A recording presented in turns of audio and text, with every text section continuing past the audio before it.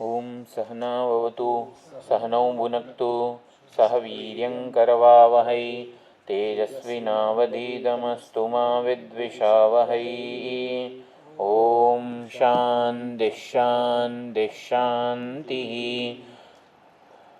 ओम सदाशिवसमारम्भां शङ्कराचार्यमध्यमाम् अस्मदाचार्यपर्यन्तां वन्दे गुरुपरम्परां वन्दे गुरुपरम्पराम्।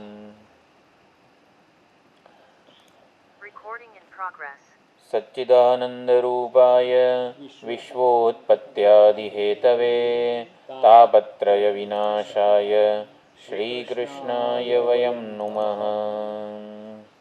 હા, હવે ભાષ્યકારના મંગલાચરણના શ્લોક છે. આનું છે ને હું એટલે શ્વેતાશ્વતર અને વિષ્ણુ સહસ્ત્ર નામના મંગલાચરણના શ્લોકો જે બોલીએ છીએ એની એક PDF બનાવી દઈશ, એટલે એ સામે રાખી શકાય આપણે. હા, પ્રિન્ટ કાઢી. સચ્ચિદાનંદરૂપાય કૃષ્ણાય ક્લિષ્ટકારિણે નમો વેદાંતવેદ્યાય ગુરવે બુદ્ધિસાક્ષિણે કૃષ્ણદ્વૈપાયनं વ્યાસં સર્વલોકહિતે રतं વેદાબ્જભાસ્કરં વંદે શમાદિનિલયં મુનિં સહસ્રમૂર્તેઃ પુરુષોત્તમસ્ય સહસ્રનેત્રાનનપાદબાહોः સહસ્રનામ્નાં સ્તવनं પ્રશસ્तं નિરુચ્યતે જન્મજરાદિશાન્ત્यै. વિષ્ણુ સહસ્રનામ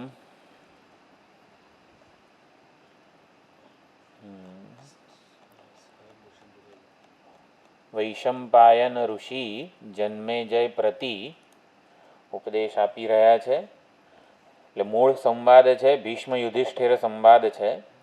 એમાં વૈશંપાયન જે છે એ જન્મેજય સર્પયજ્ઞ કરી રહ્યો હતો. જન્મેજય એટલે પરીક્ષિતનો પુત્ર.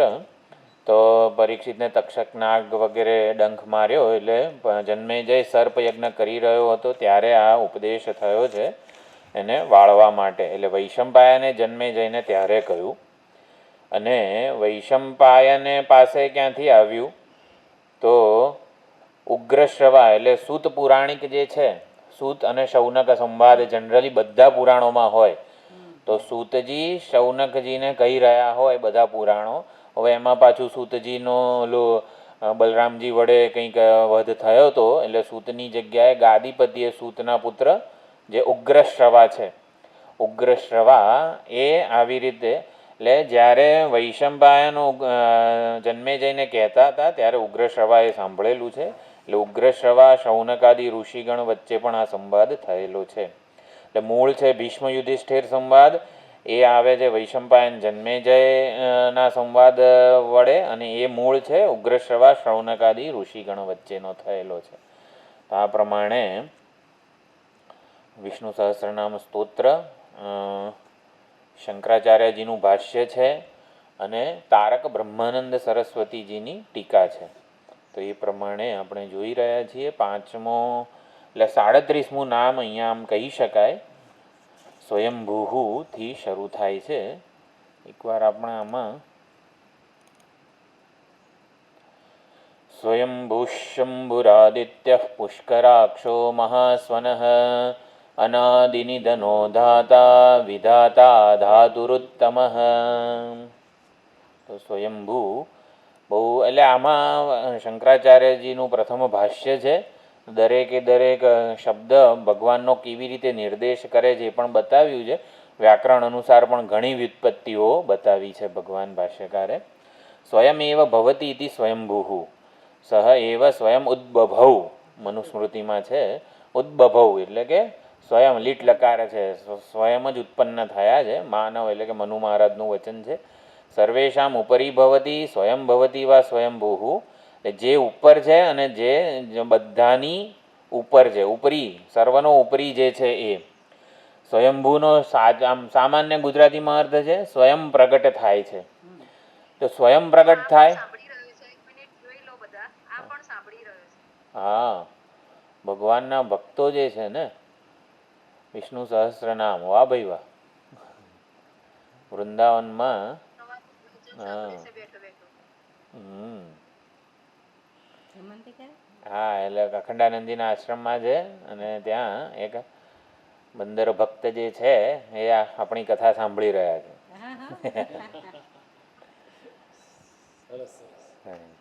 સ્વયંભૂ એટલે સ્વયં ભવતી, જેને અસ્તિત્વમાં આવવા માટે જન્મવાની જરૂર નથી. પણ બધા જ જીવો ને જગત ને બધું કેવું છે, જન્મીને અસ્તિત્વમાં આવે છે. એટલે અસ્તિત્વમાં આવવા માટે જેને જન્મવાની જરૂર છે. પણ ભગવાન એવા નથી, સ્વયંભૂ છે. એટલે કે સ્વયં ભવતી, એમને અસ્તિત્વમાં આવવા માટે જન્મ લેવાની જરૂર નથી. અજન્મા છે ને સ્વયંભૂ છે.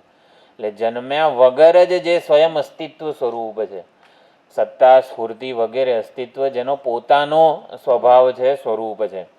એટલે સ્વયં પ્રગટ થાય છે, સ્વતઃ પ્રમાણ વગેરે પણ કહી શકાય. સ્વયંભૂને સ્વતઃ પ્રમાણ એટલે કે એને જાણવા માટે, એને ઓળખવા માટે, જાણવા માટે, અનુભવવા માટે કોઈ પ્રમાણની જરૂર નથી.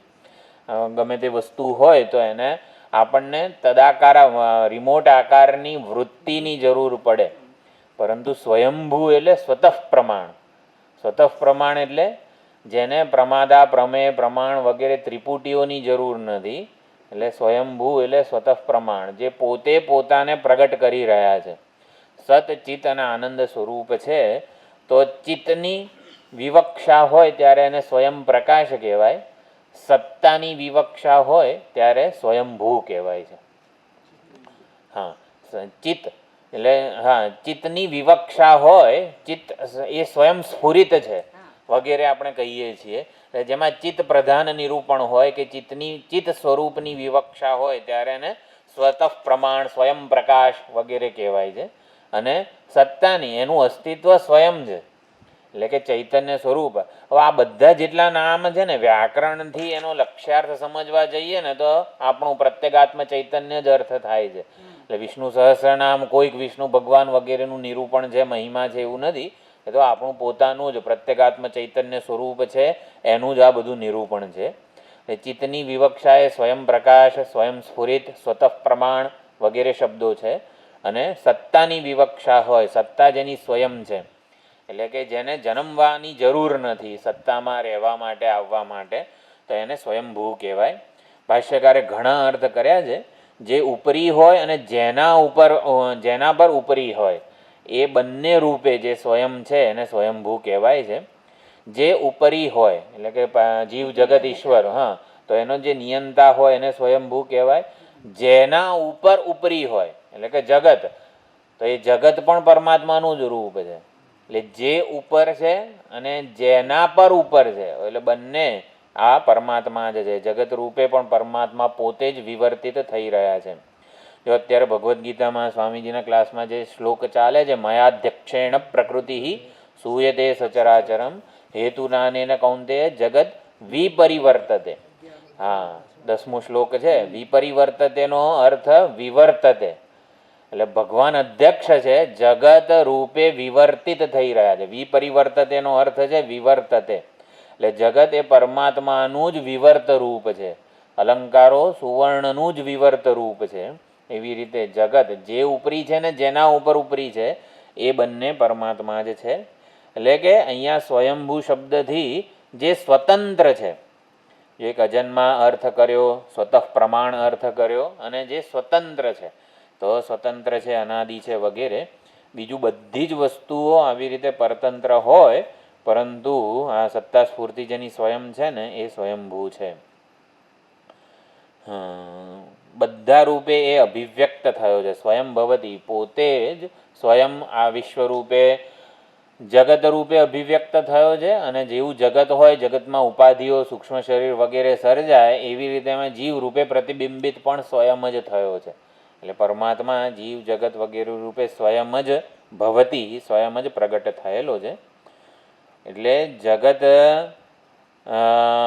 એણે બનાવ્યું, એણે જગતને બનાવ્યું અને જગતે એને બનાવ્યો. આવું કઈ રીતે? એણે જગત બનાવ્યું અને જગતે એને સર્જનહાર, જગતપતિ, જગન્નાથ બનાવ્યો. આપણે ખબર છે કે ઓલું ઉદાહરણ કોલંબસ જેવું કંઈક જોયું હતું. તો આવો કોલંબસ જેવો કોઈક સાહસિક વગેરે હોય, અમેરિકા વગેરે જે કોઈ દેશની શોધ વગેરે જેણે કરી હોય, તો આવી રીતે કોઈક હોય મનુષ્ય સાહસિક વહાણ દ્વારા ગમે ત્યાં જોઈ આવે કંઈક જમીન દેશ કે અહીંયા રહેવાય એવું છે, આપણા સમાજની અહીંયા સ્થાપના કરાવી છે વગેરે, તો આવી રીતે જાય ક્યાંક અને કોઈક સુંદર જ્યાં આબોહવા પણ અનુકૂળ હોય, ત્રણ ઋતુઓમાં અનુકૂળ હોય, એવી રીતે કોઈક સાહસિક નાવિકે આવી રીતે કંઈક જમીન દેશ વગેરે શોધ્યો, ત્યાં થોડો સમય રહ્યો, બધી ઋતુઓ અનુકૂળ છે કે નહીં જોયું એણે કે હા બહુ સુંદર રીતે અહીંયા ખેતીથી માંડીને બધી જ વસવાટ થાય એવો છે, તો પાછો પોતાના દેશમાં ગયો અને પોતાના બધા વહાણોમાં બધા આખા જે કંઈ પણ હતા પોતાના સ્વજનોથી માંડીને ગામ લોકોથી માંડીને બધાને વહાણોમાં આવી રીતે લાવ્યો, ત્યાં રહ્યો. અને પછી હવે બધી વ્યવસ્થા તો કરવી પડે, તો એણે ચાલો કેબિનેટ મિનિસ્ટરની બધી કરી કે જો ભાઈ તારે આ ખેતી ને એ બધું સંભાળવાનું, તારે પાણી વગેરેનો વિભાગ સંભાળવાનો, તારે આ બધી સમાજની રક્ષણ વગેરેની વ્યવસ્થા કરવાની, એટલે જુદા જુદા 10-15 જેટલા વિભાગોમાં મંત્રીઓની નિયુક્તિ કરી, તારે આ બધું કરવાનું આ બધું કરવાનું. અને પછી ચાલો આ બધી વાત તો સાચી, પણ આ બધાનો કોઈ અધ્યક્ષ કોઈક એક મુખ્ય રાજા જેવું તો કોઈક હોવું જોઈએ ને, તો બધાએ એને રાજા બનાવ્યો. એણે 15 કેબિનેટ મિનિસ્ટર બનાવ્યા, કેબિનેટ મિનિસ્ટરે એને રાજા બનાવ્યો. એમ એવી રીતે પરમાત્માએ જગત બનાવ્યું, જગતમાં જે કંઈ પણ છે ને એને શાસક ઈશ્વર વગેરે બનાવ્યો. તો સ્વયંભૂ જે સ્વયં જ આવી રીતે પોતાના સંકલ્પ વડે સંપૂર્ણ જીવ જગત વગેરેનું સર્જન કરે છે એને જગત સ્વયંભૂ કહેવાય છે. જો ભાષ્યમાં થોડીક વધારે પડતી વ્યુત્પત્તિઓ ને બધું છે, સર્વેશામ ઉપરી ભવતી વગેરે અર્થ કર્યો, યશ્ચ ઉપરી ભવતી, એટલે જે ઉપર છે અને જેના ઉપર એ ઉપરી છે, જીવ જગત વગેરે રૂપે એ જ છે. ઈશાવાસ્ય ઉપનિષદમાં લખ્યું છે પરિભૂ સ્વયંભૂ 8મો મંત્ર, એ પણ આ સ્વયંભૂના અર્થમાં જ છે. સ્વયંભૂ પરમેશ્વર સ્વયમેવ સ્વતંત્ર ભવતી ન પરતંત્ર, તો સ્વયંભૂનો અર્થ સ્વતંત્ર પણ કરેલો છે. પરાંચિખાની વ્યતુરણ સ્વયંભૂ એટલે પરમાત્મા અર્થ કરેલો છે. પછી સ્વયંભૂ શંભુરાદિત્ય, શંભુ, તો શંભુ શમ ભાવયતી ઇતિ શંભુ, તો શમ સુખમ ભક્તાનામ, ભક્તોને માટે શમ સુખમ મંગળ કે શુભનો જે ભાવન એટલે કે વિસ્તાર કરે છે, ભક્તોના માટે કલ્યાણકારી કે મંગળકારી શુભ વગેરેનો વિસ્તાર કરે છે, એનું સર્જન કરે છે. ભાવયતી તો ભક્તાનામ શમ સુખમ ભાવયતી, ભક્તોને માટે સુખનું સર્જન કરે, કલ્યાણ કરે વગેરે. તો ભક્તોને શું જોઈએ છે? આર્ત અર્થાર્થી જિજ્ઞાસુ વગેરે જે સકામ ભક્તોને તે ઈચ્છા પૂર્તિ કરી આપે છે, અને નિષ્કામ ભક્તો જે કંઈ માગે નહીં એના માટે શું કરે?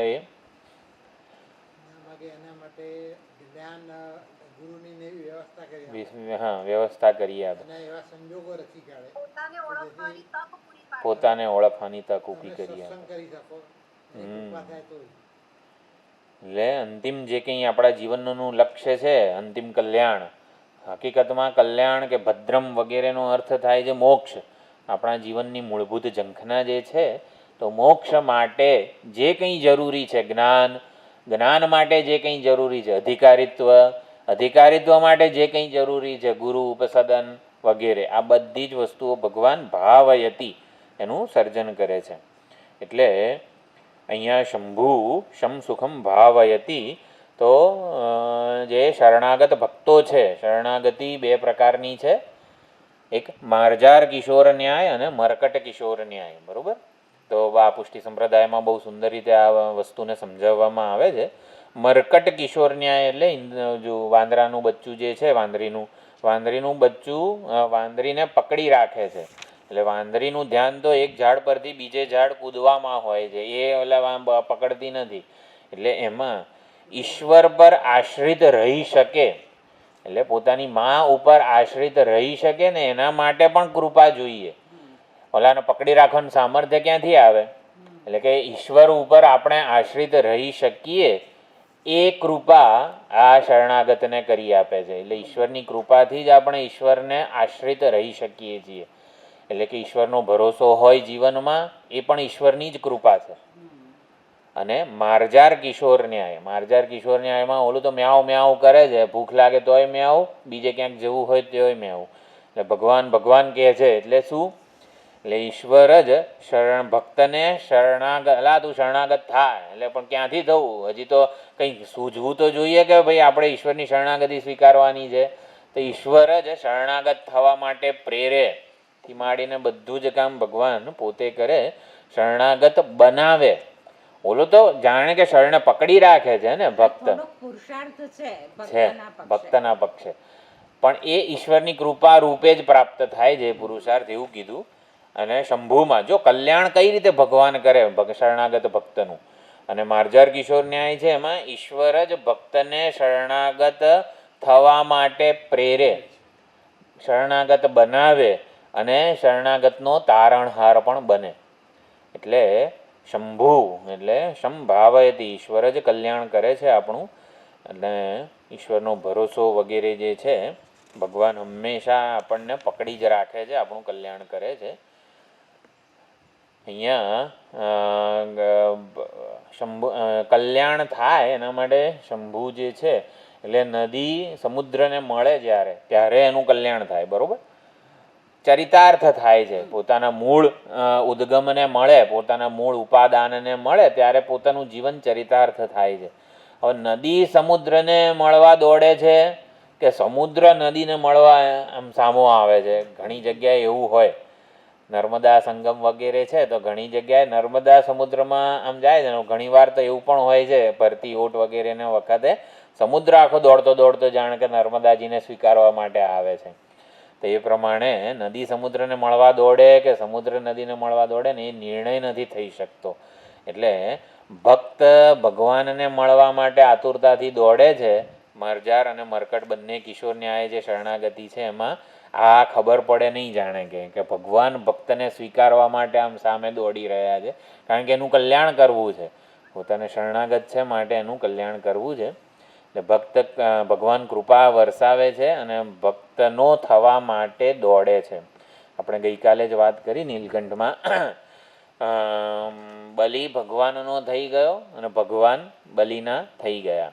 તો બલિ ભગવાનનો થઈ ગયો એટલે બલિએ જાણે કે સમર્પણ કર્યું. બલિના સમર્પણનો મહિમા છે કે પછી ભગવાન બલિના થઈ ગયા, ભગવાને બલિરાજાને જાણે કે પોતાનો બનાવી દીધો. એ પ્રમાણે અહીંયા સંભાવયતી, અંતિમ કલ્યાણ ભગવાન કરે છે. એટલે ઈશ્વર કૃપાથી જ ટૂંકમાં ઈશ્વરનો મહિમા સમજાય, ઈશ્વરથી આપણે અભિન્ન બની જઈએ. મામ એવ એષ્યસી વગેરે જે ચર્ચા કરી છે કાલે એ પ્રમાણે પણ છે. તો શંભુ પછી સ્વયંભૂ શંભુ આદિત્ય. તો આદિત્ય મંડલાંતસ્થ હિરણ્મય પુરુષ આદિત્ય. તો દ્વાદશ આદિત્યો છે. તો 12 આદિત્યોમાં આદિત્યાનામહમ વિષ્ણુ એવું ભગવાન વિભૂતિ યોગ છે ને એમાં કીધેલું છે. તો આદિત્યોમાં હું વિષ્ણુ છું, એટલે આદિત્ય એ ભગવાન વિષ્ણુનું જ સ્વરૂપ છે. આદિત્ય મંડલસ્થ હિરણ્ય ગર્ભ કહેવાય, હિરણ્મય પુરુષ કહેવાય. તો અદિતિના પુત્રોમાં ભગવાન વામન રૂપે રહેલા છે, એ આદિત્ય કહેવાય છે. આદિત્યાનામહમ વિષ્ણુ. જો અહીંયા અદિતિ એટલે શું? તો દૌ અવખંડને વગેરે કીધું છે. અદિતિ તો અહીંયા કીધું અદિતેહે અખંડિતાયા મહ્યા અયમ પતિ. આદિત્ય એટલે શું? અદિતિના પતિ, એને આદિત્ય એવો અર્થ કર્યો. તો અદિતિ એટલે શું? તો જે દૌ અવખંડને એટલે 2 ભાગ કરવા, એટલે ખંડ કરવા ને એને દૌ ધાતુ વપરાતી હોય છે. પણ અદિતિ એટલે કે જે ખંડિત નથી, અખંડ પૃથ્વી વગેરે. તો અદિતિનો અર્થ પૃથ્વી છે. તો પૃથ્વી મહ્યાહા, છઠ્ઠી વિભક્તિ છે મહી એટલે પૃથ્વી. તો મહીના અયમ પતિ. તો મહી જે છે આ પૃથ્વી એના પતિ એટલે અદિતિના પતિ એટલે આદિત્ય. યંબા આદિતિ મહીમ દેવીમ વિષ્ણુ પત્નીમ. જે ભૂ સુક્તમ ત્યાં ગાવામાં આવે છે તો એ આનો આ મંત્ર છે. તો ભૂ એટલે કે જે પૃથ્વી દેવી છે એના પતિ એ અદિતિના પતિ આદિત્ય એવું કહેવાય. યથા આદિત્ય એક એવ અનેકેષુ જલભાજનેષુ અનેકવત પ્રતિભાસતે એવમ અનેકેષુ શરીરેષુ એકઃ એવ આત્મા અનેકવત પ્રતિભાસતે ઇતિ આદિત્ય સાધર્મ્યાદ્વા આદિત્ય. તો આદિત્ય કેમ કીધું પરમાત્માને? કારણ કે આદિત્યની જેમ એક જ આ સૂર્ય હોય, અનેક બધા જળપાત્રોમાં પ્રતિબિંબિત થાય, ઉપલબ્ધ થાય, એમ એક જ ચૈતન્ય સ્વરૂપ પરમાત્મા છે. એ બધી ઉપાધિઓમાં અભિવ્યક્ત થાય છે, પ્રગટ થાય છે, પ્રવેશ પામેલા છે. આદિત્યની જેમ સાધર્મ્ય હોવાને કારણે પરમાત્માને આદિત્ય કીધા છે. એટલે એમાં એટલે સૂર્યને કોઈનો દ્વેષ નથી, પથ્થરનો દ્વેષ નથી, અને કાચના ટુકડા માટે સૂર્યને રાગ નથી કે આ તો જો કેટલો સુંદર છે, મને પ્રકાશિત કરે છે. એવું નથી. સૂર્ય તો બધામાં સમાન જ રીતે બધાને ઉજાળે છે. એટલે જે પોતાને આવી રીતે નિર્મળ હૃદયના અંતઃકરણ ઉપાધિ વગેરે જે છે એમાં પરમાત્મા પોતે જેવો છે ને એવો એ ઉપલબ્ધ થાય છે, ઓળખી શકાય છે. એટલે આદિત્ય સાથે સાધર્મ્ય હોવાથી પણ આદિત્ય કીધું છે. અહીંયા અદિતિ એટલે પૃથ્વી. તો અખંડ પૃથ્વી આપણે કહીએ છીએ ને, સમગ્ર બ્રહ્માંડમાં પરમાત્માનું એક હથ્થું શાસન છે. એટલે કે સમગ્ર અખંડ રાજ્ય છે પરમાત્માનું, સ્વરાજ જેને કહેવાય, સ્વરાટ. તો અખંડ પૃથ્વીના એકમાત્ર પતિ સ્વામી પ્રભુ છે. એટલે કે ચલ સંપત્તિ ભગવાનની બે પત્ની છે, લક્ષ્મી અને ભૂદેવી. લક્ષ્મી દેવી અને ભૂદેવી. તો જેટલી પણ ચલ સંપત્તિ છે એ લક્ષ્મી કહેવાય. એટલે ચલ સંપત્તિના સ્વામી લક્ષ્મીપતિ, શ્રીપતિ. અને જેટલી પણ અચલ સંપત્તિ સ્થાવર વગેરે જે છે, જે અચલ સંપત્તિ છે એને એ ભૂદેવી કહેવાય. અને એના સ્વામી પણ પરમાત્મા વિષ્ણુ ભગવાન જ છે. એટલે ચલ સંપત્તિ અને અચલ સંપત્તિ, શ્રીદેવી અને ભૂદેવી, ચલ અને અચલ બંનેના સ્વામી. આપણી પાસે પણ જે ચલ સંપત્તિ છે, ચલ સંપત્તિ એટલે અને અચલ સંપત્તિ, જે આવી રીતે અચલ વગેરે છે આપણી પાસે, એ બધી જ એના સ્વામી પણ પરમાત્મા જ છે. અને ચલ સંપત્તિ છે એની પણ એના સ્વામી પણ પરમાત્મા જ છે. એટલે જેમ સૂર્ય જે છે, આદિત્ય સૂર્ય સંપૂર્ણ સૂર્યમંડળનું કેન્દ્ર કહેવામાં આવે છે. આખું જે આકાશગંગાઓ સૂર્યની આસપાસ ફરે છે વગેરે કહેવાય છે. સમગ્ર હિરણ્યગર્ભ જે છે સમગ્ર બ્રહ્માંડનું કેન્દ્ર છે. તો એવી રીતે આદિત્ય પરમાત્મા સંપૂર્ણ જગતનું કેન્દ્ર છે. એટલે એ પોતે કૂટસ્થ છે, અનેજત છે, નિર્વિકાર છે. એના આધારે બધી જ જગતમાં બ્રહ્માંડમાં ગતિ થઈ રહી છે. એટલે આદિત્ય દ્વારા આટલું અર્થ સમજવાના છે. અને એના આધારે બધી ક્રિયાઓ છે, ઋતુચક્ર છે, બધી જ વસ્તુઓ થઈ રહી છે. એટલે આદિત્ય દ્વારા એને નિર્વિકાર કેન્દ્ર, નાભિસ્થાનીય વગેરે કીધો છે. આખું જગત ચક્ર જે છે એ એની આસપાસ ચાલ્યા કરે છે. એટલે કશું જ સ્વતંત્ર નથી. આદિત્ય શબ્દ દ્વારા એવું પણ કહેવામાં આવ્યું, પરમાત્માથી સ્વતંત્ર, પરમાત્માના શાસનની બહાર કંઈક હોય ને એવું નથી. એટલે બધા ઉપર પરમાત્માનું એક હથ્થું નિયંત્રણ, સંચાલન, વ્યવસ્થા, સ્થાપક વગેરે છે એવું કીધું.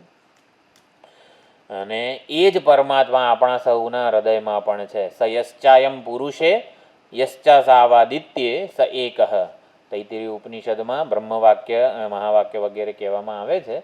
જે આ પુરુષમાં છે, હૃદયસ્થ ઉપલબ્ધ છે.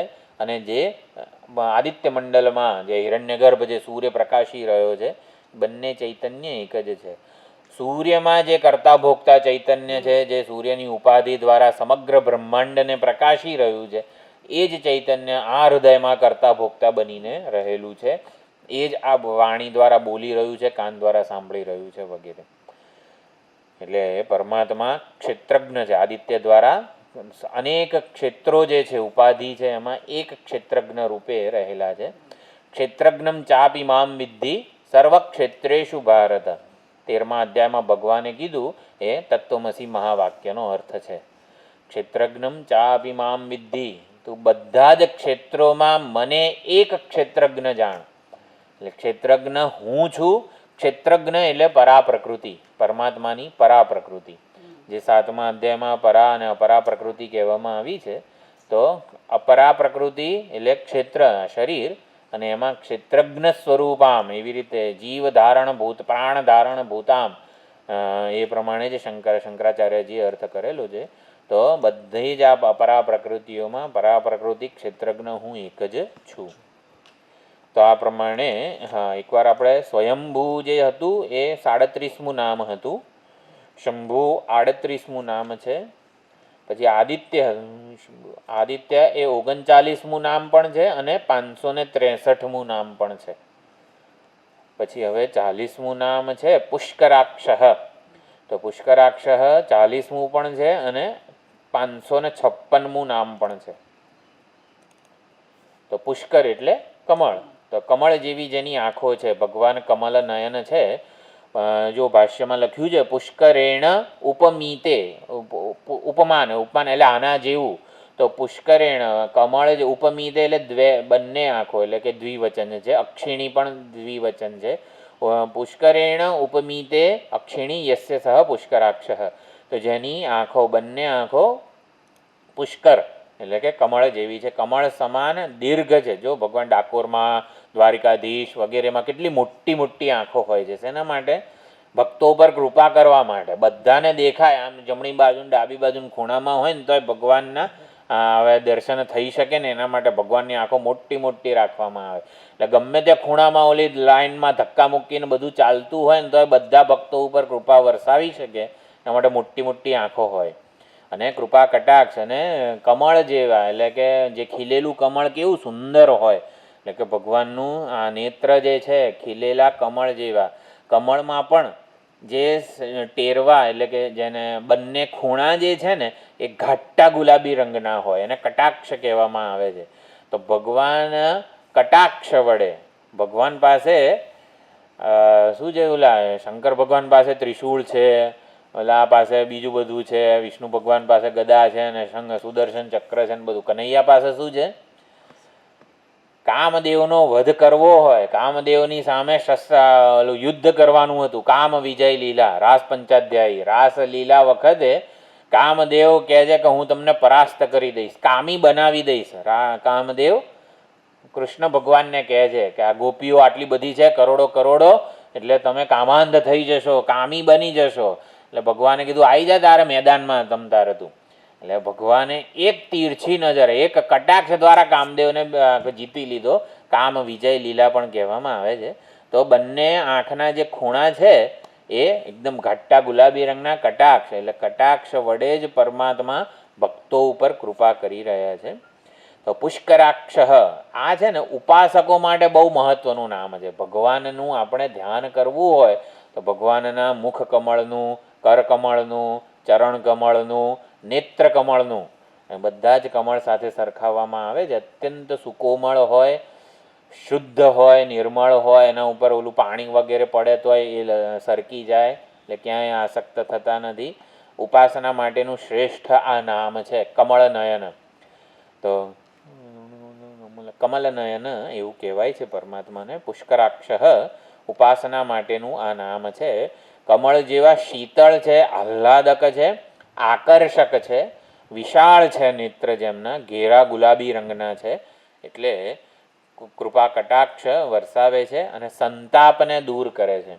જો કમળ જે છે એ દીર્ઘ હોય, શીતળ હોય, આહ્લાદક હોય, આકર્ષક હોય, વિશાળ હોય અને સંતાપને દૂર કરે છે. એટલે પુષ્કરાક્ષ એટલે પ્રેમ ભરી દૃષ્ટિવાળા. બધી જ વસ્તુઓ છે, ભલે ને બધું જ હોય ભગવાનના કમળમાં, તો પ્રેમની વર્ષા કરી રહ્યા છે. પુષ્કરાક્ષ પ્રેમ ભરી દ્રષ્ટિથી ભક્તોને આવી રીતે જોઈ રહ્યા છે, નિરખી રહ્યા છે. એટલા માટે જ કનૈયાનું જે રૂપ છે એ આટલું સુંદર છે. પુષ્કરાક્ષ પુષ્ટિકારક પુષ્કરાક્ષ, જે પુષ્ટિ આપણને ભગવાનના નેત્ર કમળ, મુખ કમળ વગેરેને જોઈને આમ કેવું આનંદ, પુષ્ટિ, આહ્લાદ જન્મે. એ પુષ્ટિકારક. પુષ્ટિનો અર્થ, પુષ્ટિ સંપ્રદાય જે છે વલ્લભાચાર્યજીનો, એમાં કૃપા, ભગવાનની કૃપા એ પુષ્ટિ શબ્દનો અર્થ છે. તો કૃપાનું સાધન જ આ પુષ્કરાક્ષ એટલે કે અક્ષ છે, આંખ છે. પુષ્ટિકારક પુષ્કર એવો અર્થ કર્યો. 40મું અને 556મું નામ હતું પુષ્કરાક્ષ. પછી છે મહાસ્વન. તો મહાસ્વન એટલે અવાજ, ભગવાનનો ઘોષ વગેરે. તો મહાન ઊર્ણિત સ્વન નાદ વા શ્રુતિલક્ષણ યસ્ય સહ મહાસ્વન. તો તો જેનો મહાન નાદ છે સ્વન, સ્વન એટલે નાદ, અવાજ છે. તો કયો નાદ છે? શ્રુતિલક્ષણ. તો જે વેદો વગેરે જે છે એ ભગવાનનો જ નાદ છે. વેદવાણી એ ભગવાનની જ વાણી છે. પાણીની સૂત્ર, સન્મહત વગેરે. આન મહત સમાનાધિકરણ, અસ્ય મહતો ભૂતસ્ય નિશ્વસિતમ યત્તદેતદૃગ્વેદ વગેરે. તો સમગ્ર વેદ વાણી એ પરમાત્માની જ વાણી છે. શિવ મહિમ્નનો 3જો શ્લોક જે છે, મધુસ્ફીતા વાચ પરમમૃતમ નિર્મિતવત. તો પરમાત્માએ 2 પ્રકારનો સ્વન, નાદ, ઘોષ કરેલો છે. તો મધુસ્ફીતા એટલે કે મધ ઝરતી વાણી. તો વેદનો જે કર્મકાંડ વિભાગ છે એ બધું આ કર્મ કરશો તો આ ફળ મળશે વગેરે, એને મધ ઝરતી વાણી કહેવામાં આવે છે. આપણને ઈષ્ટ પ્રાપ્તિનો ઉપાય જે બતાવે છે એ આ મધ ઝરતી મધુસ્ફીતા વાણી છે. એટલે કે કોઈ પણ વાણી આના કરતાં વધારે મધુર નથી. કોઈની પણ વાણી એના માટે બૃહસ્પતિની વાણી કરતાં પણ વધારે મધુર છે. વાણીના દેવતા બૃહસ્પતિ છે ને? હા, વાણીના દેવતા બૃહસ્પતિ. વાણીના દેવતા તો અગ્નિ છે. તો બૃહસ્પતિ કોના છે? ના, એટલે મધુસ્ફીતા વાચ પરમ નિર્મિતવત તવ બ્રહ્મન કિમ વા ગપી સુરગુરોર વિસ્મય પદમ. હા, સુરગુરો એટલે બૃહસ્પતિ. એવું કહેવામાં આવે છે કે બૃહસ્પતિની વાણી સૌથી વધારે મધુર છે વગેરે, એવું કહેવાય છે. વાણીના દેવતા નથી બૃહસ્પતિ, તો પણ પરમાત્માએ આ મધુસ્ફીતા અને પરમ અમૃતમ વાણીનું સર્જન કર્યું છે. તો એ સુરગુરો બૃહસ્પતિને પણ વિસ્મય પમાડે છે એમ. એટલે કે બૃહસ્પતિ પણ વિસ્મિત થઈ જાય છે, એવો અર્થ કરેલો છે ત્યાં. તો મધુસ્ફીતા વાચ અને પરમ અમૃતમ એટલે કે કોઈ વાણી આ વેદવાણી કરતાં વધારે મધુર, કર્ણપ્રિય નથી. અને પરમ અમૃતમ, પરમ અમૃતમ એટલે પરમ કલ્યાણકારી. તો પરમ કલ્યાણકારી પણ આ વેદાંત વાણી જે છે, શ્રુતિ વગેરે, એના કરતાં વધારે કલ્યાણકારી વાણી કોઈની નથી. તો મહાસ્વન, મધુસ્ફીતા અને પરમ અમૃતમ બંને વાણી દ્વારા મહાસ્વન, સ્વન એટલે નાદ, અવાજ. તો જેનો મહાન આ સ્વન નાદ છે વેદવાણી રૂપે, એ સંપૂર્ણ વેદ એ પરમાત્માના નિશ્વાસ જ છે. નિશ્વાસ એટલે એને નિશ્વાસ માટે આપણને કોઈ પ્રયત્ન નથી કરવો પડતો, સંકલ્પ નથી કરવો પડતો, વિચાર નથી કરવો પડતો. ભાઈ જરા વચ્ચે પ્રવચન ચાલતું હોય, જરા શ્વાસ લઈ લઈએ, એવું યાદ નથી રાખવું પડતું. એટલે કે પ્રયત્ન નથી, વિચાર નથી અને સંકલ્પ પણ નથી કે 1 કલાકમાં મારે શું આપણા શ્વાસ નક્કી છે ને, કેટલા શ્વાસ લઈને આવેલા છીએ નક્કી છે, જરા લાંબુ જીવવું છે, થોડા શ્વાસ ઓછા કરો વગેરે. તો એવું બધું સંકલ્પ પણ નથી. નિશ્વાસવત છે એટલે નિશ્વાસ આ વેદો છે એટલે નિશ્વાસવત છે. એટલે કે જેમાં પ્રયત્ન હોય, જેમાં સંકલ્પ હોય ને જેના માટે કંઈક વિચારવું પડે ને, એ દોષવાળું હોય. એમાં કંઈક ના કંઈક દોષ આવી જ જાય. પણ આ વેદોને નિર્દુષ્ટ પ્રમાણ કહેવામાં આવે છે, કારણ કે એના પ્રાગટ્યમાં પરમાત્માનો કોઈ સંકલ્પ નથી, વિચાર નથી, પ્રયત્ન નથી, સહજ છે. યસ્ય નિશ્વસિતમ વેદાહ યો વેદેભ્યો ખિલમ જગત વગેરે કંઈક બહુ સુંદર. આપણે 2-3 જગ્યાએ આ શ્લોક મંગલાચરણમાં છે. આપણે જીવન મુક્તિ વિવેક નામનો ગ્રંથ છે, એમાં પણ આ જ મંગલાચરણનો શ્લોક છે. પછી ઉપદેશ શાસ્ત્રીની જે રામતીર્થ ટીકા છે ને, રામતીર્થનામાં પણ ઘણી બધી ટીકાઓ જ્યાં જ્યાં રામતીર્થની હોય ને ત્યાં આ મંગલાચરણનો શ્લોક હોય છે. યસ્ય નિશ્વસિતમ વેદાહ યો વેદેભ્યો ખિલમ જગત નિર્મમે તમહમ વંદે. એવી રીતનું બહુ સુંદર રામતીર્થનો બહુ ફેવરેટ શ્લોક છે આ. તો એટલે ઋક, યજુસ, સામ, અથર્વ વગેરે બધા અતિ પવિત્ર શબ્દો જે છે એ આ મહાસ્વન કહેવાય છે. સંપૂર્ણ વેદ એ પરમાત્માના નિશ્વાસ છે. અને શાસ્ત્ર યોનિત્વાત, તો શાસ્ત્ર યોની જે 3જું સૂત્ર છે બ્રહ્મસૂત્ર, એમાં 2 પ્રકારના યોનિના અર્થ કરેલા છે. શાસ્ત્ર શાસ્ત્રનું કારણ, શાસ્ત્રસ્ય યોનિહિ, યોનિહિ કારણમ. તો શાસ્ત્ર માટે શાસ્ત્રનું કારણ છે, શાસ્ત્ર જેનામાંથી પ્રગટ થયા છે.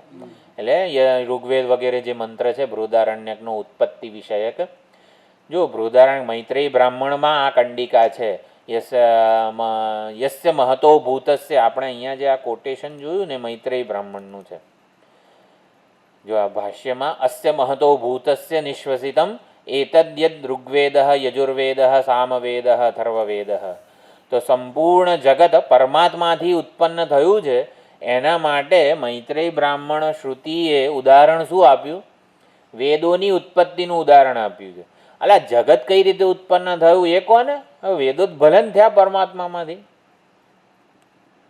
એટલે સંપૂર્ણ જગત આપણા બધાની ઉત્પત્તિ પરમાત્મામાંથી છે એવું સમજાવવું છે. અને દ્રષ્ટાંત શું આપ્યું બૃહદારણ્યક શ્રુતિએ? કે વેદો પરમાત્મામાંથી ઉત્પન્ન થયા. ત્યાં બહુ સુંદર રીતે ભાષ્યકારે સમજાવ્યું છે કે શબ્દ પ્રપંચ જે છે ને એ આ વાક પ્રપંચ, શબ્દ પ્રપંચ, વેદ એટલે સંપૂર્ણ શબ્દ પ્રપંચ, એનાથી આ દૃશ્ય પ્રપંચ જુદો નથી. એ દૃશ્ય પ્રપંચની ઉત્પત્તિ શબ્દ પ્રપંચમાં સમજી લેવાની છે. આપણને એવું લાગે છે ને કે આમાં રિમોટ શબ્દ છે અને રિમોટ પદાર્થ છે, તો બે જુદા છે ને. રિમોટ શબ્દ અને રિમોટ પદાર્થ બે જુદા જ છે ને, શબ્દ પ્રપંચ અને દૃશ્ય પ્રપંચ.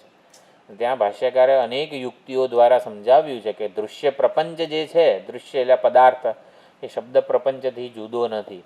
વેદની ઉત્પત્તિ સમજાવી દીધી ને એટલે સમગ્ર જગતની ઉત્પત્તિ પણ સમજાવી દીધી. કેટલી સમૃદ્ધ અને બહુ આ મહાન વિચારણા છે. એટલે આપણે ટૂંકમાં સમગ્ર જગતને સંકેલવું હોય ને, આ રિમોટમાંથી મારે મારી સભાનતાને સંકેલવી હોય, આ રિમોટ ગંદુ છે વગેરે જે કંઈ પણ ભાવ આ રિમોટ માટે છે, તો રિમોટ એ શબ્દમાં જ એ સંકેલાઈ જાય. અને શબ્દ જે છે એ ઓમકારમાં વગેરેમાં સંકેલાઈ જાય. ઓમ બોલતાની સાથે સમગ્ર દૃશ્ય પ્રપંચ સંકેલાઈ જાય વગેરે વગેરે. માંડુક્યની વિચારણા છે. વાત એમ છે કે શબ્દ પ્રપંચ, દૃશ્ય પ્રપંચ એકબીજાથી જુદા નથી, ભિન્ન જ છે. એ વાગ શું છે ઓલું જગત પિતરૌ વંદે પાર્વતી પરમેશ્વરૌ વાગર્થૌ વિવ સંપ્રોક્તૌ વાગર્થ પ્રતિપત્તયે. વાણી અને વાણીનો અર્થ એ જ અભિન્ન નિમિત્ત ઉપાદાન કારણ શિવજી અને અર્ધનારી નટેશ્વર પાર્વતીજી છે. તો વાણી જે છે અને વાણીનો અર્થ જેમ એકબીજાથી છૂટા પાડી ન શકાય, એવી જ રીતે એક સ્વતંત્ર નથી કંઈ. વાણી અને વાણીનો અર્થ એકબીજાથી જુદા ન પાડી શકાય. એમ શબ્દ પ્રપંચ અને દૃશ્ય પ્રપંચ એકબીજાથી સ્વતંત્ર નથી, જુદા નથી.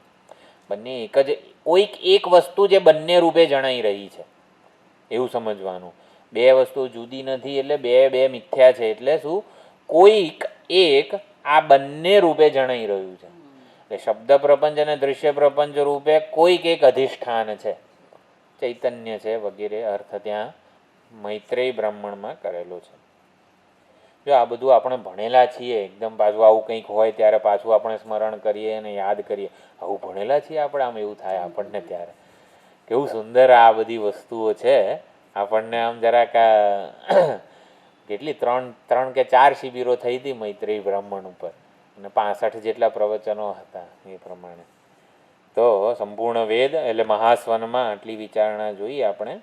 શાસ્ત્રસ્ય યોનિ એક અર્થ કર્યો ત્રીજા બ્રહ્મસૂત્રમાં, શાસ્ત્રનું કારણ, શાસ્ત્રને જન્માવનાર, પ્રગટ કરનાર. અને શાસ્ત્ર જેના માટે યોનિ છે, તો યોનિનો અર્થ ત્યાં પ્રમાણ કરેલો છે. પરમાત્મા છે, અત્યારે મને બતાવો પરમાત્મા છે, તો એવું નહીં. એમાં પ્રત્યક્ષ કે અનુમાન એના માટે પ્રમાણ નથી.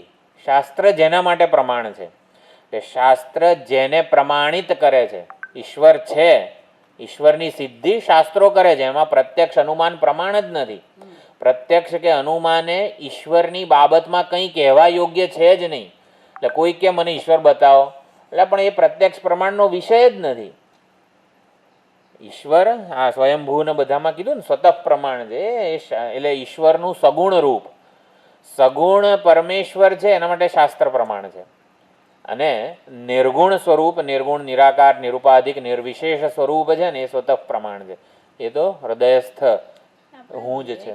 બધાને પૂછતા હતા કે ઈશ્વર જોયો છે, સગુણ રૂપ જ હોય.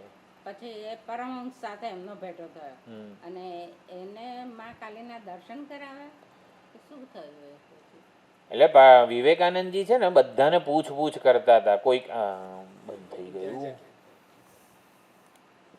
એ જોયા છે, ભગવાન જોયા છે, બધાને પૂછતા છે, બધા મોટાભાગના ના પાડતા હતા. એટલે કે તો હવે તું રામકૃષ્ણ પરમહંસ પાસે જા. રામકૃષ્ણ પાસે પહોંચ્યા હતા કે આ મેં જોયા છે કે. જોયા છે. જોયા છે. બતાડશે. હા. હા, અને પછી એ વખતે તો વિવેકાનંદજી જતા રહે છે, ભાગી જાય છે કે હું પછી આવીશ.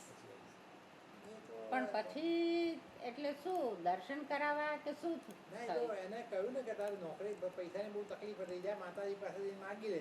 હા એ માતાજી પાસે ગયા પણ એ હા, માગી જ ના માગી જ ના શક્યા. શક્યા. માગી જ ના શક્યા. એ તો રાહ જોઈ રહ્યા હતા ને, રામકૃષ્ણ પરમહંસ તો નરેન્દ્રની રાહ જોઈ રાહ રહ્યા જોઈ હતા. રહ્યા હતા. હવે એટલે આ તો બહુ મોટી વસ્તુ છે હમ. કે ગુરુ શિષ્યની રાહ જોવે છે. Recording in progress. એ ગુરુ શિષ્યની રાહ જુએ છે. એક આપણા દયાનંદજીનો પણ પ્રસંગ છે એવો. તદ્રુપાનંદજી જ્યારે ગયા એમની પાસે તો કે મારે તમારી પાસે ભણવું છે, તો કે સારું એટલું જ કીધું, કશું બોલ્યા નહીં. એ તદ્રુપાનંદજી એમને પૂછે છે સામે કે તમારે મને કંઈ પૂછવું નથી ક્યાંથી આવ્યો છો ને શું કરે છે ને શું ભણે છે ને? તો કે ના, કે જે માણસ છેલ્લા 12 વર્ષથી મારા બાળને ટકોરા મારે છે એને મારે કંઈ પૂછવાનું નથી. 12 વર્ષથી હું કે તારે રાહ જોઉં છું. આ દયાનંદજી એટલે સાવ કેવું કહેવાય કે આપણા હમણાંનો જ દાખલો એમ કહેવાય. કાસ્ટ એમને તદુપરાંતજી એ રીતે કે કાસ્ટ વાસ બધું કે મેં લઈને જ્યારે તેમની અભ્યાસ પાસે કર્યો ગયા ત્યારે હતા ને? મને ઇંગ્લિશમાં બહુ તકલીફ પડી, કારણ કે ત્યાં તો ઇંગ્લિશમાં ચાલતું હતું એટલે હા. ઇંગ્લિશ એમનું બહુ પાવરફુલ નથી, એટલે મેં ગુજરાતી સાહિત્ય એટલા માટે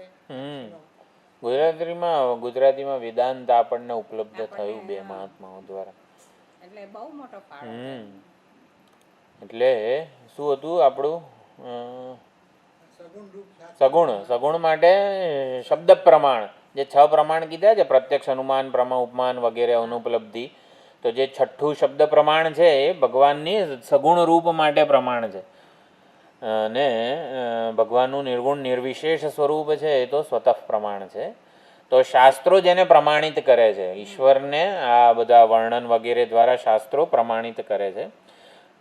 અને શાસ્ત્રને પ્રમાણિત કોણ કરે? ભગવાન પોતે. એટલે ભગવાન શાસ્ત્રોને પ્રમાણિત કરે સર્જન વેદોને પ્રગટ કરવા દ્વારા. શાસ્ત્રો ભગવાનને પ્રમાણિત કરે છે. એના મહિમાનું ગાન કરીને શું છે?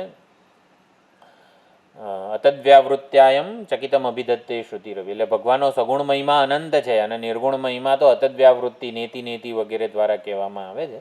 તો ભગવાનના મહિમાનું ગાન કરીને, મહિમા વગેરેનું નિરૂપણ કરીને શાસ્ત્રો એને પ્રમાણિત કરે છે. તો બંને રીતે અર્થ જોયો.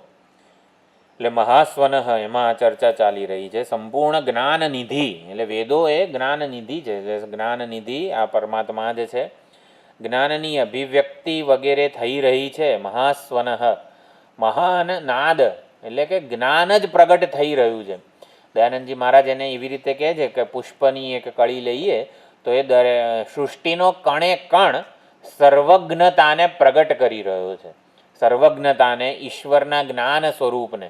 કેમ આવું છે તો એના ઉપર વિચાર કરીએ ત્યારે દરેકે દરેક કણ સર્વજ્ઞ ઈશ્વરનું સર્જન છે એવું પ્રગટ કરી રહ્યો છે. સૃષ્ટિનો કણે કણ સર્વજ્ઞતાને, ઇન્ટેલિજન્ટ સર્જન છે. અને સમગ્ર બધા કાયદાઓ જાણે કે અંદર રહેલા છે. કેટલું બધું ગણતરી કરેલી છે ભગવાને વગેરે. સૃષ્ટિનો કણે કણ એવી રીતે સર્વજ્ઞતાને પ્રગટ કરે છે. એટલે ઇન્ટેલિજન્સ જે રહેલું છે એને પ્રગટ કરે છે. એટલે સંપૂર્ણ સંસારમાં જ્યાં કંઈ પણ કાર્ય થાય, કંઈક પરિવર્તન, કાર્ય થાય ને ત્યારે અવાજ થાય છે. કંઈ પણ પરિવર્તન થાય આપણને ન સંભળાય, સ્પંદન હોય ત્યાં અવાજ હોય જ. જ્યાં કંઈક પરિવર્તન છે, સ્પંદન છે, ત્યાં અવાજ છે જ. એટલે અવાજ હોય, આ અવાજ રૂપે પરમાત્મા છે. સૃષ્ટિમાં અનાહત નાદ રૂપે, અનાહત નાદ, અનાહત ચક્ર વગેરે જે છે એ અનાહત નાદ રૂપે સૃષ્ટિમાં આ પરમાત્મા પ્રગટ છે, વ્યાપ્ત છે. અને એ અનાહત નાદ જ સૃષ્ટિમાં સંવાદિતાને જાળવી રહ્યો છે. તો મહાસ્વન, અનાહત નાદ એ જ સમગ્ર સૃષ્ટિમાં સંવાદિતા, કાયદો, નિયતિ વગેરેને જાળવી રહ્યું છે. તો આ પ્રમાણે મહાસ્વનનો અર્થ કર્યો. પછી અનાદિ નિધન 42મું નામ છે. આખું એક જ, અનાદિ ને નિધન વગેરે એવું નથી. અનાદિ નિધન એવું આખું એક નામ છે. તો આદિ જન્મ નિધનમ વિનાશ.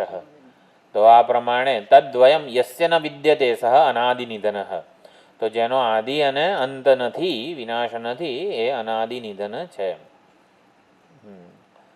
આવો અર્થ કર્યો. એટલે જેમાં આદિ અને અંત વગેરે નથી, એટલે એક રસ છે. ટૂંકમાં કાલ પરિચ્છેદ્ય પરમાત્મા નથી. એટલે ચૈતન્ય જે છે, હૃદયસ્થ ચૈતન્ય સ્વરૂપ પણ કાલ પરિચ્છેદ, હું આટલા સમય માટે છું વગેરે પણ નહીં. એટલે કે મૃત્યુથી અતીત છે, કાલ પરિચ્છેદ્ય નથી. કાળમાં પરિચ્છિન્ન સીમિત હોવું એને જ મૃત્યુ કીધું છે. મૃત્યુ એટલે કાળમાં પરિચ્છિન્ન હોવું.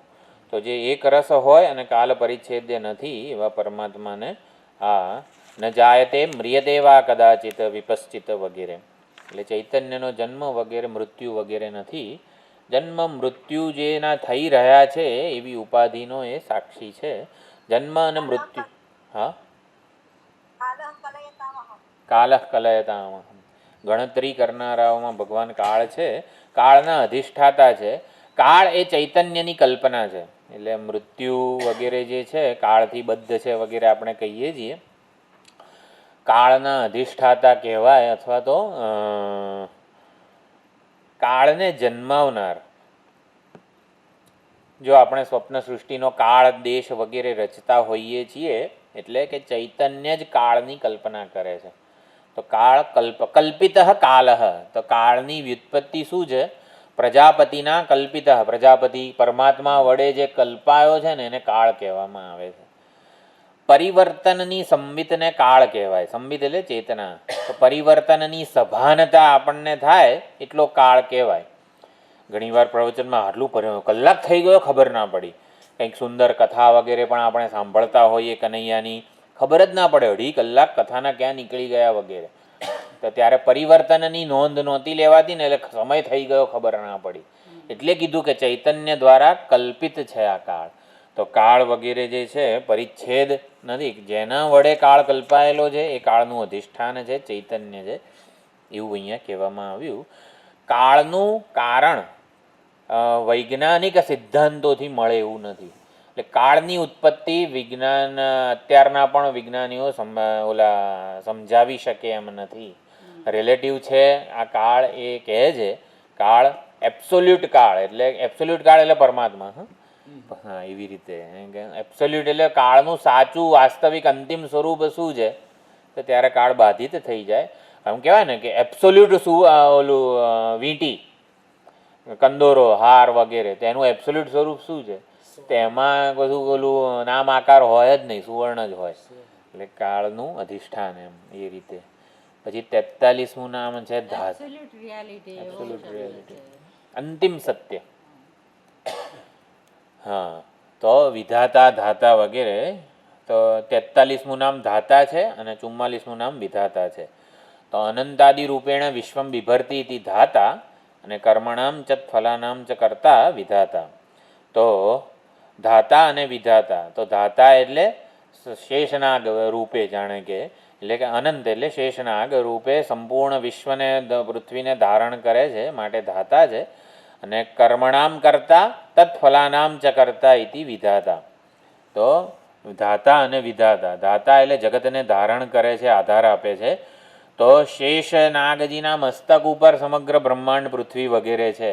તો શેષનાગ ઉપર આ ભગવાન વિષ્ણુ સૂતા છે, એટલે કે શેષનાગના અધિપતિ છે. એટલે કે સંપૂર્ણ જગતનો આધાર જે છે એને પણ આધાર આપનાર છે. એટલા માટે સૂતા છે કે એના માટે એના અધિપતિ છે, સ્વામી છે. શેષનાગના શું કહેવાય? શેષનાગ જેની ઉપાધિ છે એટલે એ પોતે ઉપહિત છે, એવી રીતે સમજવાનું.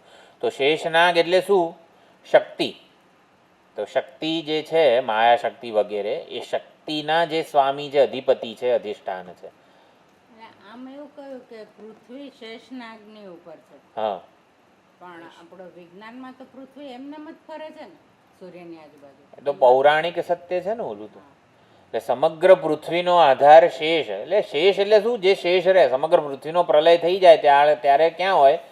તો પ્રલયકાલીન જળ છે, એમાં શેષનાગ છે અને ભગવાન એના ઉપર સૂતા છે.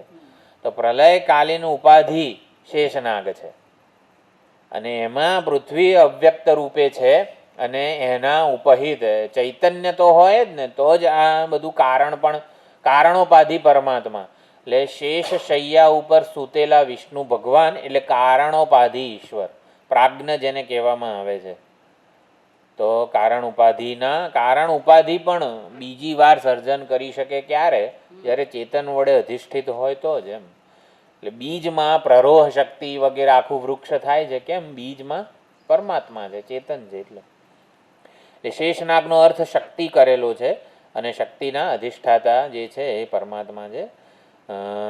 એટલે ધાતા કીધું અને સર્વને ધારણ કરે છે, સત્તા સ્ફૂર્તિ આપે છે, અસ્થિભાતિ પ્રિય સ્વરૂપ છે, એવો અર્થ પણ કર્યો. અને વિધાતા એટલે કર્માધ્યક્ષ, કર્મફળ દાતા. જો અહીં ભાષ્યકારે લખ્યું છે કર્મણામ કરતા તત્ફલાનામ ચ કરતા, એટલે કર્મનો કરતા છે અને કર્મફળનો દાતા છે, ફળનો દાતા વગેરે. એટલે કર્મ અને ફળ અનુસાર એ બધાને નિમિત્ત બનાવે છે, વિધારણ કરે છે. વિધારણ એટલે વિશેષ રૂપે ધારણ કરે છે. સમગ્ર સૃષ્ટિમાં સૂર્ય ચંદ્રથી માંડીને આપણા બધાના કર્મો અને એના ફળ એકબીજાને મળતા રહે છે. એટલે એના દ્વારા વિશેષ રૂપે સમગ્ર જે સર્જન છે એને ધારણ કરી રહ્યા છે કર્મ અને ફળ દ્વારા. અત્યારે આપણા જ જેટલા સત્સંગમાં ભેગા થયા છીએ, આપણા જ બધા કર્મોનું ફળ છે. એટલે કર્મ અને ફળ અનુસાર નિમિત્ત બનાવે છે પરમાત્મા, અને આ કર્મફળનું ચક્ર કે સમગ્ર વ્યવહાર જે છે ને વિશેષ રૂપે ધારણ કરી રહ્યા છે. એટલે વિધિનું વિધાન જેને કહેવાય ને, વિધિનું વિધાન છે, ઘડવૈયા, વિધિના ઘડવૈયા, એ આ વિધાતા કહેવાય. વિધાતા એટલે કર્મ અને ફળના ચક્ર વડે સમગ્ર જીવો જગતનો વ્યવહાર જે છે ને એને ટકાવી રાખે છે, ધારણ કરે છે, ચલાવે છે વગેરે. કાયદા અનુસાર બધી જ વસ્તુઓનું પરિપાલન થતું રહે છે. એટલે જગત મિથ્યા છે, પણ મિથ્યા જગતમાં કર્મ અને ફળની કાર્ય અને કારણનો જે સંબંધ છે, વ્યવસ્થા છે ને, એકદમ આમ સુવ્યવસ્થિત છે. કંઈ આમ તેમ નથી. મિથ્યા એટલે બધું ભેગું થઈ જાય, બધું કોકનું કરેલું કોકને વળગે, એવું બધું નથી. એમ મિથ્યા જગતમાં કર્મ અને ફળની કાર્ય અને કારણની આખી જે પરંપરા જે છે એ સુવ્યવસ્થિત છે. એને નિશંક, કોઈ સંદેહ પણ જન્મી ના શકે, નિસ્સંદેહ, નિશંક કહેવામાં આવે છે. એટલે કે કાર્ય અને કારણ વચ્ચે આમ ખરેખરો વાસ્તવ એબ્સોલ્યુટ સંબંધ જ નથી એવી કોઈને કલ્પના પણ નહીં આવે. એમ નિશંક છે. કર્મ અને ફળનું એવો જડબે સલાક બધું ચાલી રહ્યું છે મિથ્યા જગતમાં કે કર્મ અને ફળનો સંબંધ પણ અનિર્વચનીય છે. હકીકતમાં એ કોઈને શંકા આવે એવી નથી. એટલે માયાનું સર્જન છે, મિથ્યા છે, પરંતુ એટલું સુવ્યવસ્થિત છે કે કોઈને શંકા પણ ન આવે. એટલે કેટલા પુણ્યો વગેરે આપણને જોઈતા હશે કે આપણે આમ એટલું શ્રવણ કરવા મળે કે કાર્યકારણ સંબંધ પણ કલ્પિત છે. ચૈતન્યએ કલ્પના કરી છે ને માટે આટલું સત્ય જણાય છે. સાપ આટલો સાચો કેમ જણાય છે? ચૈતન્ય વડે અધ્યારોપિત છે. એટલે પરમાત્માએ માયાશક્તિ, પ્રોજેક્શન, અધ્યારોપ વગેરે જે છે એના લીધે કાર્યકારણ સંબંધ સાચો લાગે છે. હકીકતમાં આ મિથ્યા છે એટલે ચૈતન્ય વડે કલ્પાયો છે એવું સમજવાનું. મિથ્યા એટલે આપણને આમ લાગે જરાક આમ બધું જેમ તેમ છે, નથી છે વગેરે વગેરે. મિથ્યા એટલે ચૈતન્ય વડે કલ્પાયેલો છે, અવિદ્યાને લીધે ચૈતન્યમાં જણાય છે એવું સમજવાનું છે. કાર્યકારણ સંબંધ કહો, કર્મફળ સંબંધ કહો, બધી જ વસ્તુઓ અવિદ્યાને લીધે જણાય છે આપણામાં. ધાતા અને વિધાતા.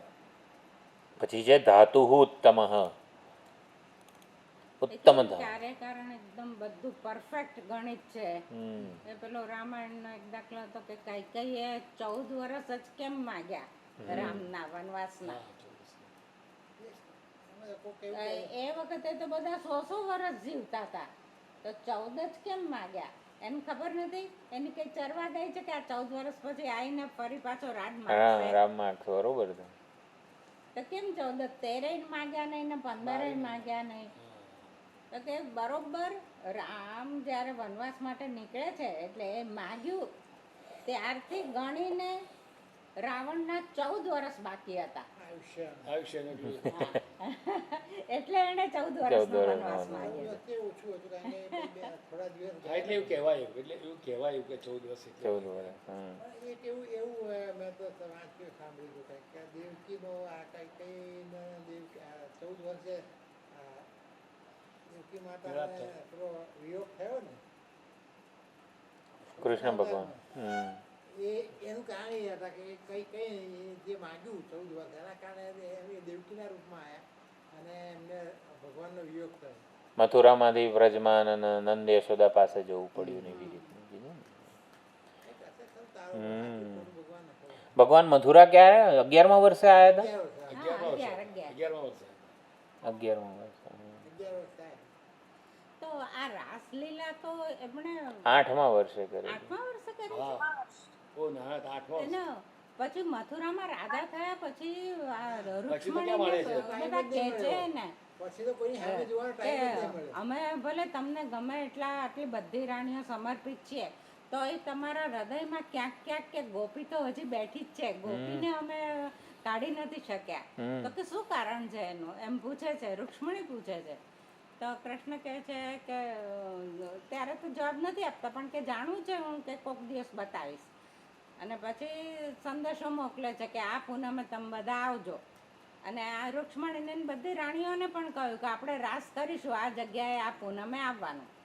તો બધી રાણીઓ તૈયાર થઈને બધી રૂક્ષ્મણી પાસે આવે છે કે ચલો જઈએ.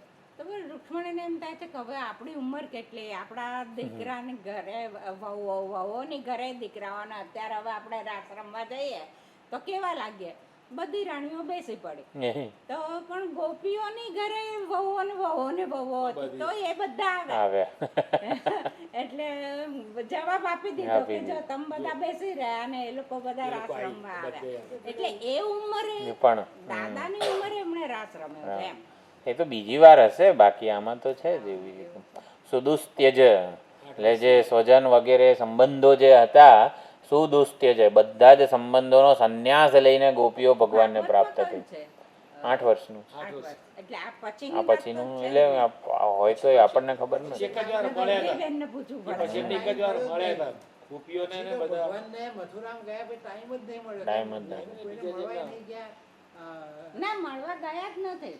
પછી એક આ વાર તો આ રાતની રૂક્ષ્મણીને જવાબ આપવા માટેની વાત છે. એટલે એ રાતની એક લીલા કરી એમણે. એમને કામદેવને કહ્યું કે હવે તારા પુત્રના પુત્ર તરીકે મારે જન્મ પ્રદ્યુમ્ન. હા, પ્રદ્યુમ્ન. હા. એટલે એ મથુરા પછી જ આવ્યું એમ. એ પછી ગોપીઓને એક જ વાર મળ્યા હતા. એ કોઈક જગ્યાએ પેલું હસ્તિનાપુર, હા કંઈક એ તીર્થસ્થાનમાં બધા ભેગા થયા હતા. ભણ્યા હતા. યશોદાજી ને બધા એમને એક જ વાર તારા રામાવતારના બધા ઋષિઓ ગોપીઓ બનીને આવ્યા હતા. ક્યાં પ્રશ્ન છે? નંદ રાજા ને અમને આપણે કલ્પના જ ના કરી. યશોદામય એ બધાને એક જ વખતે મળ્યા હતા મસ્તે. એ તીર્થસ્થાનમાં કોઈ હસ્તિનાપુરમાં જ હતું કદાચ મારા ખ્યાલથી. કુરુક્ષેત્ર વગેરેમાં હતું. હા, હવે ધાતુરુત્તમ 45મું નામ છે. તો ઉત્તમ ધાતુ દધાતી ઇતિ ધાતા, અને એમના પણ પિતા એટલે બ્રહ્માજીના પણ પિતા એટલે ધાતુરુત્તમ એવો અર્થ કર્યો. અનંતાદીનામ અપી ધારકત્વાત વિશેષેણ દધાતી ઇતિ વા ધાતુરુત્તમ, વિશેષ રૂપે ધારણ કરે છે. ઇતિ નામ એકમ સવિશેષણમ સામનાધિકરણ્યેન સર્વધાતુભ્ય પૃથિવ્યાદિભ્ય ઉત્કૃષ્ટ ચિદ્ધાતુ. તો ચિદ્ધાતુ એવું કહેવાય, જે ધારણ કરે એને ધાતુ કહેવાય. તો પૃથ્વી પણ ધારણ કરે છે એટલે પૃથ્વીને ધાતુ કહેવાય વગેરે. તો સર્વત્ર જે ધારણ કરનારાઓ છે એમાં ઉત્કૃષ્ટ ધાતુ પરમાત્મા છે. તો ચિદ્ધાતુ એટલે કે ચૈતન્ય જ બધાને ધારણ કરે છે ને પોતાના સંકલ્પ વડે. એટલે ઉત્કૃષ્ટ ધાતુ, ઉત્તમ ધાતુ છે ચિદ્ધાતુ પરમાત્મા. તો ધાતુ વિરંચે ઉત્કૃષ્ટ ઇતિ વા વૈયધિકરણેન. તો વિરંચી વગેરે બ્રહ્માજી વગેરે જે ધાતા છે એમના પણ આ એ સમગ્ર કાર્યકારણ પ્રપંચ છે એને ધારણ કરનાર આ ચિત્ત ધાતુ છે. તો અહીંયા નામદ્વયમ કાર્યકારણ પ્રપંચ ધારણાત ચિદ્ધાતુ એવું કીધું. અને ઉત્તમ સર્વેષામ ઉદ્ગતાનામ અતિશયેન ઉદ્ગતત્વાદ ઉત્તમ. તો ઉદ્ગતત્વાદ ઉત્તર એટલે ઉત્તમ એટલે ઉદ્ગત એટલે સૌથી ઊંચું ઉત્કૃષ્ટ એમ. તો સર્વે જે ધાતુ ધારણ કરનારાઓ છે એમાં સૌથી ઉત્કૃષ્ટ ધાતા એટલે ધાતુરુત્તમ. અને સર્વોત્કૃષ્ટ ધાતા પરમાત્મા કીધા ચિત્ત ધાતુ. ચૈતન્ય જ સંપૂર્ણ દ્રષ્ટા દૃશ્ય વગેરેને ધારણ કરે છે, એટલે સમગ્ર દૃશ્ય પ્રપંચને ધારણ કરે છે. તો કાર્યકારણ પ્રપંચ એ જ આ ચિત્ત ધાતુ વડે ધારણ કરાયેલો છે. અલંકારોમાં ધાતુ શું છે? સુવર્ણ છે, એને ધાતુરુત્તમ કહેવાય. એવી જ સમગ્ર જીવ જગત ઈશ્વર વગેરે બધી જ જે ત્રિપુટીઓ છે એમાં ધાતુ આ ચૈતન્ય સ્વરૂપ પરમાત્મા છે, કરનારામાં ઉત્તમ ધાતુ એવો એક અર્થ કર્યો. હા, ધારણ કરનારાઓમાં ધાતુરુત્તમ. અને ધાતુ એટલે મૂળભૂત તત્વ, એટલે જે વિવર્ત ઉપાદાન હોય ને, એટલે અહીંયા કાર્ય અને કારણ કોનું વિવર્ત છે? સતનું વિવર્ત છે. દ્રષ્ટા અને દૃશ્ય ચિત્તનું વિવર્ત છે. ભોગતા અને ભોગ્ય આનંદનું વિવર્ત છે. તો આ રીતે જે ધાતુરુત્તમ જે બધી જ ત્રિપુટીઓને ધારણ કરે છે, પોતાનાથી અનન્યતયા ધારણ કરે છે, પોતે જ એ રૂપે પ્રગટ થઈને જાણે કે ધારણ કરી રહ્યો છે. એટલે સમગ્ર જગત જીવ વગેરે રૂપે પોતે જ જાણે કે કલ્પાય છે અને બધાને ધારણ કરી રહ્યા છે. એટલે ઉત્તમ ધાતુ એવું કહેવામાં આવ્યું છે. જગત વગેરેને ધારણ કરે અને બધા જ અંતર્યામી તયા ધાતૃ, એટલે કે અંતર્યામી રૂપે બધાને ધારણ કરે છે. 100 અરીસાઓ હોય અને એમાં મારા 100 પ્રતિબિંબો જણાય તો બધામાં હાથ ઊંચો કરું હું એક, તો બધાએ હાથ ઊંચો કરવો પડે. અંતર્યામી પ્રત્યેગાત્મતયા, જે કંઈ પણ પોતાનું સર્જન છે ને એમાં એ આ રીતે ધારણ કરે છે પ્રત્યેગાત્મતયા. ઈશાવાસ્યમિદમ સર્વમ, ઈશાવાસ્ય ઉપનિષદમાં પણ જ્યારે શંકરાચાર્યજીએ ભાષ્ય રચ્યું ત્યારે કઈ રીતે ઈશાવાસ્યમ, ઈશા એટલે કે સર્વનો, ઈશ ઐશ્વર્ય અથવા તો ઈશ શાસક, જે નિરંકુશ જેનું ઐશ્વર્ય છે, નિરંકુશ જેનું શાસનપણું છે. એટલે ઈશનો અર્થ શાસ્તા, શાસક. તો શાસન કઈ રીતે કરે છે પરમાત્મા સમગ્ર જીવોનું અને જગતનું? તો એમાં લખેલું છે અંતર્યામિતયા પ્રત્યેગાત્મતયા ઈશિતા પરમેશ્વર, એવું શંકરાચાર્યજીએ ભાષ્ય રચેલું છે.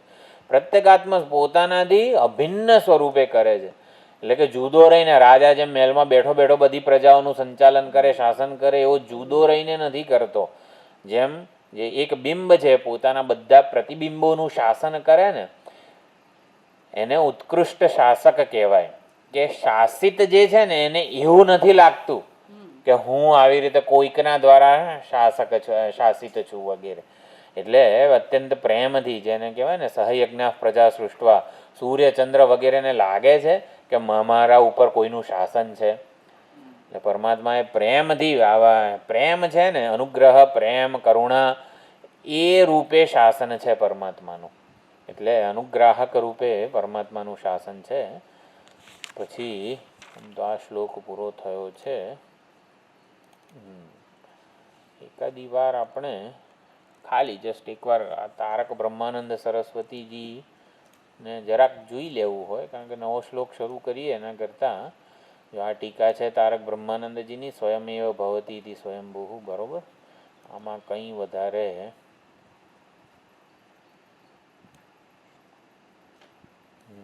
સ્વયમેવ ભવતી પરિભૂ.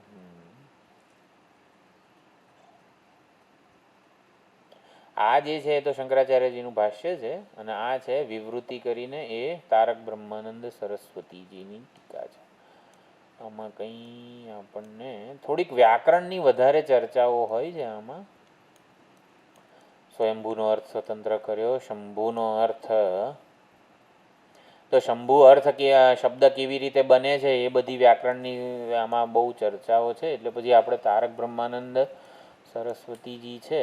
જો આદિત્યો, તો 12 આદિત્યો કયા છે? તો એ અહીંયા તારક બ્રહ્માનંદ સરસ્વતીજીએ કીધું. તત્ર વિષ્ણુશ્ચ શક્રશ્ચ જજ્ઞાદે પુનરેવહિ અર્યમા ચૈવ ધાતા ચ ત્વષ્ટા પૂષા તથૈવ ચ વિવસ્વાન સવિતા ચૈવ મિત્રો વરુણ એવ ચ અંશુર્ભગશ્ચ અતિતેજા આદિત્યા દ્વાદશ સ્મૃતા. તો વિષ્ણુ, શક્ર, અર્યમા, ધાતા, ત્વષ્ટા, પૂષા, વિવસ્વાન, સવિતા, મિત્ર, વરુણ, અંશુગર્ભ અને અતિતેજા, આ પ્રમાણે 12 આદિત્યો છે. એક આદિત્યો વગેરેનું આપણે જોયું. એટલે દીએ તે. 12 આદિત્યો એટલે 12 સૂર્ય એવું પણ કહેવાય. અને અદિતિના પુત્રો દેવો એમ જે 12 નામ છે એ તો આના કરતા અલગ પડે. અલગ છે. હા, આ 12 આદિત્યો તો જુદા જ છે. હા, 8 વસુ છે, 12 આદિત્યો છે, 11 રુદ્રો છે. એટલે એમ કરીને 33 વગેરે કંઈક થાય છે. હા. 2 અશ્વિની કુમાર 2 અશ્વિની કુમારો. એમ કોઈ હા, 33 એટલે આપણે 33 કોટી 33 કોટી દેવતા વગેરે કહીએ છીએ. સ્વામી સંબંધ અદિતિ અહીંયા ભૂમ્યર્થક છે. અદિતિનો અર્થ આપણે ભૂમિ કર્યો. શ્રીદેવી અને ભૂદેવી ચલ સંપત્તિ અચલ સંપત્તિના સ્વામી વગેરે અર્થ કર્યો. તો અહીંયા પુષ્કરે ક્ષણ બહુરીહી સમાસ કઈ દરેકે દરેક શબ્દ કયો સમાસ છે એવું પણ આ તારક બ્રહ્માનંદજીએ લખેલું છે. મહાન પૂજિત. ચાલો, વ્યાકરણના બધા સૂત્રોના તે ટૂંકમાં જે સ્કોલર બધા હોય એ લોકોને મજા આવે આમાં. ભાઈ શંકર ભાષ્ય ઇનફ છે આમ તો. તદગ્રહણ અનેક બધી શ્રુતિઓના કોટેશન પણ છે આમાં. આનંદાદિ રૂપેણ ધાતૃની નિર્વક્તિ એટલે કે નિર્વચન કઈ રીતે થયું. ધારયતી દધાતે હે તદ તૃચ પ્રત્યય લાગે અને વગેરે વગેરે. ટૂંકમાં વ્યાકરણની વધારે ચર્ચાઓ છે. ધારકાંદર બીજા. હા, ધારકાંદર અનપેક્ષતયા ધારયતી. ભાઈ થોડી મદદ કરો ને, 100 કિલો વજન ઉંચકવાનું છે તો એવી રીતે પરમાત્માને પૃથ્વીનું બધાને ધારણ કરવાના હોય તો થોડી મદદ કોઈકની લે છે એવું નથી એમ. તો આપણે મદદ લેવી પડે કારણ કે પોતાનાથી અભિન્ન છે, અનન્ય છે. અભિન્ન નહીં, અનન્ય છે. એટલે આપણને આપણો જેમ ભાર ના લાગે એવી રીતે પરમાત્માને પૃથ્વી વગેરેનો ભાર નથી લાગતો. ઉત્તમ ધાતુ સામાનાદિ બધી ચર્ચાઓ ટૂંકમાં વ્યાકરણની વધારે છે. ઉત્કૃષ્ટ વૈયાધિકરણેના. હા, ચાલો જવા દો. ટૂંકમાં તારક બ્રહ્માનંદ સરસ્વતીજીમાં થોડીક વિદ્વત્તા પૂર્ણ બધી વાતો છે. કોટેશન બધા ઘણા બધા છે શાસ્ત્રોના, પાણિનીના સૂત્રોના અને બધા ધાતુ પ્રત્યય વગેરેના. આગળ લેવું છે. હા, ચાલો. એક પુરુષોત્તમ સહસ્રનામ જે છે ચોપડી અમિતભાઈ જે આ હેતલબેન વગેરે છે એમણે આપી છે. એટલે પુરુષોત્તમ સહસ્રનામ પુરુષોત્તમ પારાયણ કરીશું પુરુષોત્તમ માસમાં. એની MP3 હું મૂકી દઉં છું ગ્રુપમાં. મારે મૂકવાની હતી. બરોબર છે. હા, વૈદેવીબેનના અવાજવાળી છે. હા, એ ત્યાં ગાડીમાં પડી છે. આપું તમને બધાને પણ. ઓકે. તો હવે સોમવારે છે. સોમવારે આપણે કંઈ નથી ને. સોમવારે આપણે છે ને પ્રવેશ ભાષ્ય શ્વેતાશ્વતરનું જે 2-3 ક્લાસ વગેરે ખબર નહીં કેટલા થશે એ જોઈ લઈશું. પછી કંઈક એવું હશે ને તો આ પુરુષોત્તમ માસ નિમિત્તે નારદ ભક્તિ સૂત્ર વગેરે કંઈક વિચારણા એવું કંઈક કરીશું. ઓમ પૂર્ણમદઃ પૂર્ણમિદં પૂર્ણાત પૂર્ણમુદચ્યતે પૂર્ણસ્ય પૂર્ણમાદાય પૂર્ણમેવાવશિષ્યતે. ઓમ શાંતિ શાંતિ શાંતિ. હરિ ઓમ. શ્રી ગુરુભ્યો નમઃ. હરિ ઓમ.